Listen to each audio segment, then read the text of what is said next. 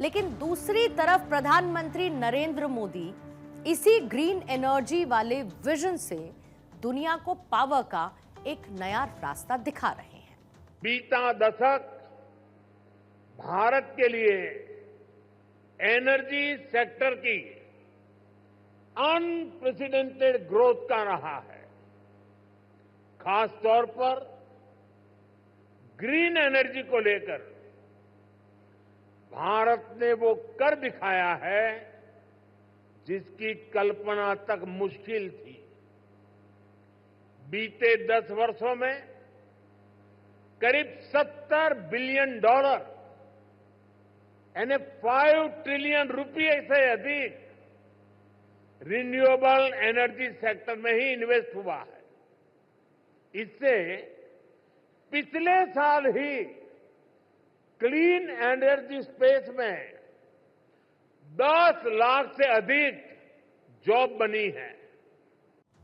एक तरफ green energy और दूसरी तरफ भारत में क्लीन एनर्जी को लेकर इंपॉर्टेंट एक्सपेंशंस हो रहे हैं।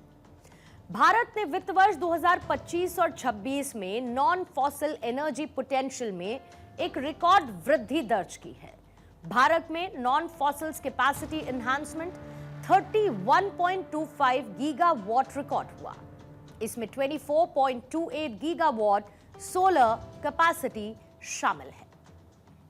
आज अगर किसी डेवलप्ड नेशन की हम बात करते हैं तो एक चीज बहुत साफ है, यानी जितना बड़ा देश, जितनी बड़ी उसकी इकोनॉमी, उतना ही ज्यादा उसका एनर्जी कंजम्पशन भी। और भारत में भी कुछ ऐसा ही होने वाला है, because India has already set the target of developed nation by 2047। देश इस बात को अच्छे से जानता है कि भारत कच्चे तेल के मामले में पूरी तरीके से दूसरे देशों पर डिपेंडेंट है, जिसमें रूस उसका सबसे बड़ा ऑयल एक्सपोर्टर देश है। अब आप जरा खुद सोचिए कि जिस विकसित भारत का लक्ष्य देश की सरकार ने रखा है, उसके एनर्जी टारगेट को कैसे अचीव किया जाएगा जब तक वो दूसरे देशों पर अपनी एनर्जी के लिए निर्भर रहेगा। और यही वजह है कि अब भारत ग्रीन और क्लीन इंडिया बनने की राह पर है, जो विकसित भी होगा, हरित हिंदुस्तान भी कहलाएगा और प्रदूषण पर मार करने के मामले में भी इनक्रेडिबल इंडिया गेम चेंजर साबित होगा। और इसी को लेकर कुछ और नंबर्स हम आपको बताते हैं जो इस पिक्चर को और क्लैरिटी के साथ आपके सामने रखेंगे। बात अगर दुनिया की हम करेंगे तो वर्ल्ड को भी साल 2022 में 1 टेरावाट रिन्यूएबल एनर्जी कैपेसिटी तक पहुंचने में लगभग 70 साल का लंबा वक्त लगा है। हालांकि इसके बाद ग्रीन एनर्जी का तेजी से विस्तार हुआ, जिसके बाद 2024 में यानी कि सिर्फ 2 सालों में ही 2 टेरावाट रिन्यूएबल एनर्जी क्षमता दुनिया ने हासिल कर ली है। सबसे खास बात यह भी है कि भारत इसमें लीडर रहा है। India already developed a blueprint for clean way, और इसी में भारत को उस एनर्जी पर दौड़ाने का प्लान बनाया गया जिसमें ग्रीन रिवॉल्यूशन का राइज शामिल है, जिसमें ना तो पोल्यूशन होगा, ना दूसरे देशों पर डिपेंडेंसी होगी। सिर्फ स्वदेशी पावर का मंत्र होगा और विकास की वो पिक्चर होगी जो ग्लोबल चमक बिखेरेगी।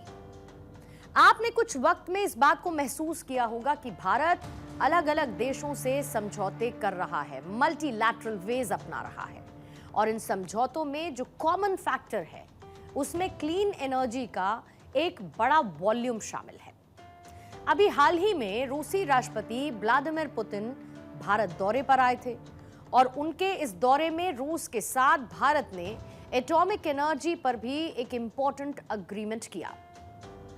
भारत और रूस ने अपने 23rd एनुअल समिट में सिविल न्यूक्लियर एनर्जी कोऑपरेशन को और व्यापक बनाने पर अग्रीमेंट किया है।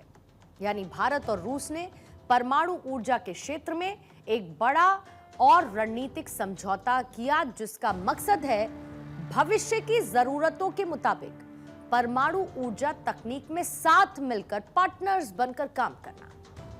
लेकिन इस अग्रीमेंट के 2 पार्ट्स हैं, जिसका पहला पार्ट यानी पहला हिस्सा है पोर्टेबल, यानी कि मोबाइल न्यूक्लियर पावर सिस्टम पर कोऑपरेशन। भारत और रूस अब छोटी, पोर्टेबल और मॉड्यूलर परमाणु रिएक्टर्स यानी कि स्मॉल मॉड्यूलर रिएक्टर्स पर मिलकर काम करेंगे। पोर्टेबल न्यूक्लियर रिएक्टर्स एक ऐसा छोटा न्यूक्लियर प्लांट होता है जिसे जरूरत पड़ने पर एक जगह से दूसरी जगह पर शिफ्ट किया जा सकता है। यह कम समय में बिजली पैदा कर सकता है और इसका इस्तेमाल दूर दराज के क्षेत्रों, जो मुश्किल और कठिन इलाके होते हैं, वहां पर किया जा सकता है। और इसी एग्रीमेंट का दूसरा पार्ट है बड़े परमाणु संयंत्रों पर सहयोग को जारी रखना। रूस, जो कि पहले से ही तमिलनाडु के कुडनकुलम परमाणु बिजली संयंत्र के निर्माण में भारत का पार्टनर है, इस समझौते के तहत रूस भारत में भविष्य के परमाणु रिएक्टर्स के लिए टेक्नोलॉजिकल असिस्टेंस, पुर्जे और ईंधन आपूर्ति को जारी रखेगा। दोनों ही देश नए न्यूक्लियर रिएक्टर मॉडल और सुरक्षा तकनीक भी मिलकर ही विकसित करेंगे।